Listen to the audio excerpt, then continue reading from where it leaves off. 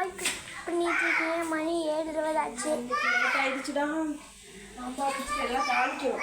Okay, தாளிச்சிட்டு நம்ம video எடுக்கலாம். ஸ்டார்ட் பண்ணிட்டு. ஓகேம்மா. ஹாய் ஃப்ரெண்ட்ஸ், இப்போ பார்த்தீங்கன்னா சமையல் ரெடி ஆயிடுச்சு. சாப்பாடு, அதுக்கப்புறம் இங்கே பார்த்தீங்கன்னா நம்ம வெண்பூசணி இருக்கு இல்லைங்களா, அதில் சாம்பார், பருப்பு கொஞ்சம், அப்புறம் பாசிப்பருப்பு கொஞ்சோண்டு போட்டால் கொஞ்சம் நல்லா திக்காக கிடைக்கும், சாம்பார் டேஸ்ட்டாகவும் இருக்கும். அதுக்கப்புறம் இங்கே பார்த்தீங்கன்னா பீட்ரூட் பொரியல். இன்றைக்கி பார்த்தீங்கன்னா லேட்டாக ஆயிடுச்சு தான், இருந்தாலும் கொஞ்சம் 1/4 மணி நேரம் முன்னாடியே முடித்தாச்சு. எப்போவும் 1/2 மணி நேரத்துக்கு முன்னாடி முடிப்போம். இது பார்த்திங்கன்னா ரசம் இப்போ தான் தாளித்து வச்சுருக்கேன். நுரக்குடி வரணும். காலையில் சாப்பிட்றதுக்கு தோசை ஊற்றணும்.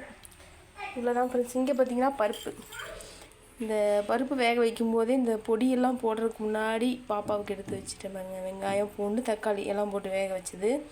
இதில் கொஞ்சம் நெய் விட்டு சாப்பாடு விட்டுனா நல்லா சாப்பிடுவா. அவ்வளோதாங்க. இன்றைக்கி ஸ்கூலுக்கு இதே தான். ஓகே, பாய்.